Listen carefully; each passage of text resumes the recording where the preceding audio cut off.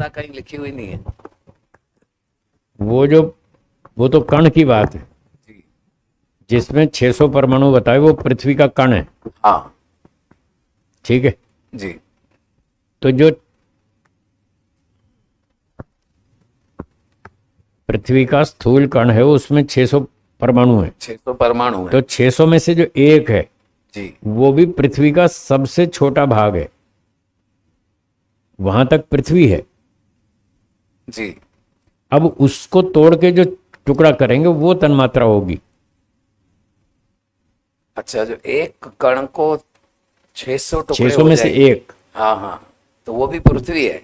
वो भी पृथ्वी है, उसका पृथ्वी का छोटा कण है वो। जी जी महर्षि दयानंद जी ने जो ये सारी व्यवस्था लिखी है सत्यार्थ प्रकाश में, आपने पढ़ी है ना। जी तो महर्षि कणाद जी वैशेषिक दर्शन में कहते हैं, और महर्षि दयानंद जी भी कहते हैं, जो आंख से दिखता है खुली आंख से वो है त्रसरेणु। श्रेणु। त्रसरेणु जी जी वो दिखता है खुली आंख से। हम्म। और जो उससे छोटे पदार्थ हैं द्वैणुक और अणु अणु। और परमाणु, ये तीन चीजें हो गई। ये आंख से नहीं दिखते, खुली आंख से नहीं दिखते। कभी कभी आप खिड़की में से जब धूप आ रही है अंदर, जी छोटी सी जगह में से धूप आ रही है, जी जी उसमें कुछ कण उड़ते उड़ते देखते हैं दिखते आप, हैं। हवा में उड़ रहे हैं कुछ कण, जी देखे होंगे आपने। हाँ दिखते। वो जो हवा में कण उड़ रहे हैं और हमें खुली आंख से दिख रहे हैं धूप में, हम्म। झरोखे में से धूप में जो दिख रहे हैं, उसका नाम त्रसरेणु है। अच्छा, वो त्रसरेणु माने वो जाएंगे। त्रसरेणु है। उसके अच्छा। अंदर 3 द्वैणुक से त्रसरेणु कहलाता है। 3 द्वणुक से। हाँ, तो अर्थात 360 परमाणु। वो जो एक परमाणु था उसको 60 को जोड़ेंगे तो एक अणु बनेगा। 60 परमाणुओं का एक अणु। क्या बनेगा? एक अणु। एक अणु। फिर 2 अणुओं का एक द्वैणुक, 120 परमाणु हो गए। 3 द्वैणुक का एक त्रसरेणु, तो 120 गुणा 3 360। 360। वो 360 परमाणु जुड़ के मोटा हो जाएगा। फिर वो हमको आंख से दिखेगा, वो जो खिड़की में दिखता है धूप में, अच्छा, हवा में उड़ते हुए जो कण दिखते हैं वो है 360 परमाणु। उसके अंदर 360 छिपे हुए हैं। हाँ, वो आंख से दिखते हैं। और जो द्वैणुक है जिसमें 120 थे वो इस आंख से नहीं दिखेगा। इसलिए वैशेषिक दर्शन में उसकी अनुपलब्धि बताया, वो आंख से नहीं दिखता, उसमें अणुपरिमाण है। और त्रसरेणु से जहाँ से आंख से दिखना शुरू होता है, त्रसरेणु, चतुरणु, पंचाणु, आगे फिर बड़े बड़े होते जाएंगे, जी तो वो सब आंख से दिखते हैं। जो उससे छोटे वाले हैं वो नहीं दिखते। तो तन्मात्रा तो उससे और छोटी है, मात्रा तो और छोटी है। तो ये जो 360 वाला एक दिख रहा है, हाँ इसको पार्थिव में कैसे कन्वर्ट हाँ, करेंगे? इसको पार्थिव, इसको कहेंगे जल के त्रसरेणु, अग्नि के त्रसरेणु। ठीक है। जी जी।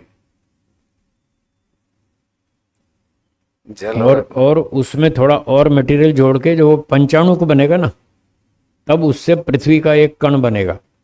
पृथ्वी का कण, हम्म। पृथ्वी का परमाणु, पृथ्वी का अणु, पृथ्वी का द्वैणुक, पृथ्वी का त्रसरेणु, फिर चतुरणुक और फिर पंचाणुक। जब पंचाणुक के लेवल पर आएगा तब जाके वो पृथ्वी, हमको पृथ्वी तत्व आंख से दिखेगा। ऐसा कुछ कहना चाहते हैं। जी, बहुत सूक्ष्म है।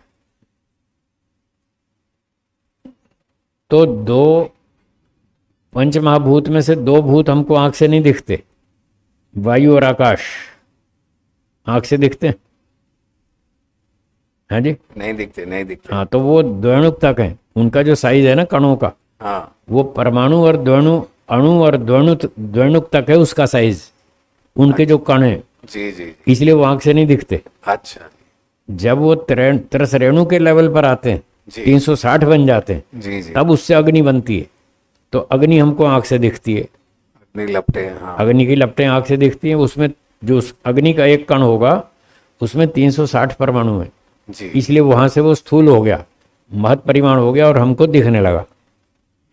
फिर वायु जल। के बाद अग्नि स्थूल है, अग्नि के बाद जल उससे स्थूल है। जल। उसमें 4 द्वैणुक है, 480। हम्म। उसके कण में, जल के कण में, वो उससे स्थूल है अग्नि से। तो उसमें 480 परमाणु हैं, और उस सबसे स्थूल पृथ्वी है, उसमें 5 द्वैणों के, तो 120 गुणा 5 बराबर 600, उसमें 600 परमाणु हैं। तब वो पृथ्वी का जो कण है इन भूतों की तुलना में सबसे मोटा है, सबसे स्थूल पृथ्वी है, इसलिए उसको स्थूल कहा जाता है। ये गणना है। जी बोलिए। आत्मा को भी एक अणु स्वरूप बोलते हैं। महात्मा को, आत्मा आत्मा आत्मा को अणु स्वरूप अणु, हाँ अणु, अणु स्वरूप बोलते हैं। अणु स्वरूप ये हाँ ठीक है। जैसे अणु बोलते हैं और अणु स्वरूप तो कोई आकार में बैठ जाए। इससे आपको शंका होती है कि आत्मा का आकार है, ऐसा उसको अणु कहते हैं, इसलिए शंका होती है कि शायद आत्मा का भी आकार होना चाहिए, अणु नाम दिया है तो। इसका उत्तर है कि जो अभी हम अणु परमाणु की बात चल रही थी, जो अभी बता रहे थे हम, 60 परमाणुओं का एक अणु, 2 अणुओं का एक द्वैणुक, ये द्रव्य की बात चल रही थी। क्या बोला? ये मटेरियल की बात चल रही थी, और आत्मा नॉन मटेरियल है, उसको जो अणु स्वरूप कहा है वो परिमाण गुण की बात चल रही है, वो अलग चीज है, ये अलग चीज है। परिमाण गुण साकार द्रव्यों में भी होता है, निराकार में भी होता है, दोनों में होता है।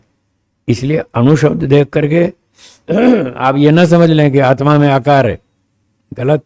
ये तो उसका परिमाण गुण बताया जा रहा है, वो द्रव्य है, ये गुण है, इसलिए अंतर है दोनों में। अणु स्वरूप इसलिए कहा कि अणु का अर्थ है छोटा, आत्मा का बहुत छोटा है, उसका साइज बहुत छोटा है। अब मैं साइज बोल रहा हूं, साइज का मतलब परिमाण, न कि आकार। आकार अलग चीज है, परिमाण अलग चीज है। आकार परमाणु में होता है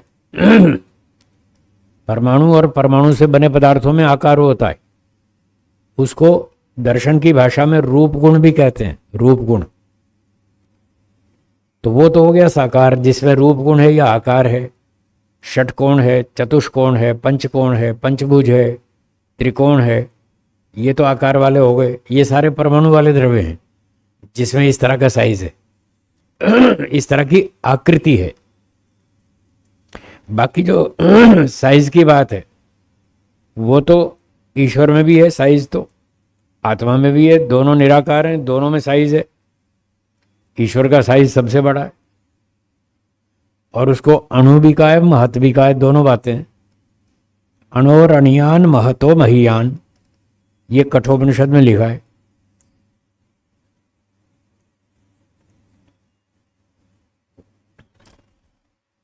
ईश्वर के बारे में लिखा है, ईश्वर अणु से भी अणु है, महत से भी महत है, यानी छोटे से भी छोटा है और बड़े से भी बड़ा है इसका नाम है परिमाण गुण। तो ईश्वर तो साकार नहीं है ना, वो तो निराकार है, फिर भी उसमें परिमाण बता रहे हैं। ऐसे ही आत्मा का जो परिमाण है वो अणु परिमाण है। अणु मतलब छोटा, तो आत्मा में भी परिमाण है, वो चेतन है। प्रकृति में भी परिमाण है, वो जड़ है। ये देखिए, चलो ये देखिए, ये पुस्तक है, इसमें लंबाई चौड़ाई तो इसमें भी है। लंबाई चौड़ाई मोटाई, इस लंबाई चौड़ाई मोटाई कितना एरिया में वो एग्जिस्ट करती है, कितने स्थान में वो रहती है, उतनी लंबाई चौड़ाई का नाम, मेजरमेंट का नाम परिमाण गुण है। तो परिमाण अलग चीज है और आकार अलग चीज है।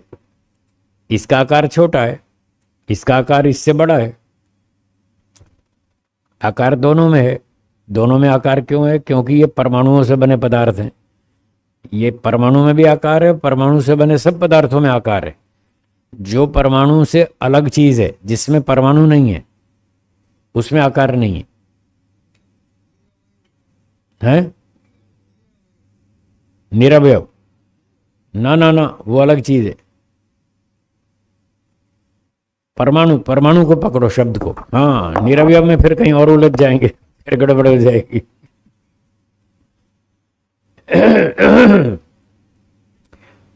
प्रकृति निरवयव है या सावयव है? सावयव है। उसमें 3 अवयव हैं, सत्व, रज और तम। ये सत्वरजतम 3 अवयव है, तीनों के समुदाय का नाम प्रकृति है। प्रकृति में आकार है या नहीं है? अब 3 में से एक को पकड़ो, सत्व को, वो निरवयव है या सावयव है? निरवयव, फिर भी उसमें आकार है। पकड़ में आई बात? प्रकृति का एक पार्टिकल वो निरवयव है, उसमें टुकड़े नहीं है, फिर भी उसमें आकार है। इसलिए मैंने कहा निरवयव सावयव मत बोलो, परमाणु शब्द बोलो। परमाणु, परमाणु में आकार है बस। इसमें सत्व भी अकेला भी आ गया, रज भी आ गया, तम भी आ गया, तीनों का समुदाय भी आ गया, और इन 3 के समुदाय से बनी सूर्य तक सारी चीजें आ गई। इनमें सब में परमाणु है। तो जिसमें परमाणु है उनमें आकार है। कुल मिलाकर शास्त्रों में 6 पदार्थ बताए। कितने बताए? 6। उनके 6 के नाम बोलिए। ईश्वर, आत्मा, प्रकृति, दिशा, काल, आकाश। 6 पदार्थ हैं। 6 में से परमाणु केवल एक में है। 6 में से कितने में है परमाणु? प्रकृति में परमाणु है, सत्व रजतम 3 तरह के परमाणु हैं। ठीक है, तो केवल प्रकृति ही साकार है, बाकी 5 पदार्थ तो निराकार है, पांचों के पांचों। ईश्वर निराकार है, उसमें कोई परमाणु नहीं है। जीवात्मा निराकार है, उसमें कोई परमाणु नहीं है। दिशा, काल और आकाश, इनमें किसी में परमाणु नहीं है, ये तीनों भी निराकार है। तो 6 में से 5 तो निराकार है, केवल एक ही साकार है जिसमें परमाणु है। ये ऋषियों का सिद्धांत है। इस दृष्टि से देखेंगे तो आपको सारी पिक्चर क्लियर हो जाएगी, सारी दुनिया ठीक ठीक समझ में आएगी कि कौन सी वस्तु कैसी है। ठीक है, बोलिए।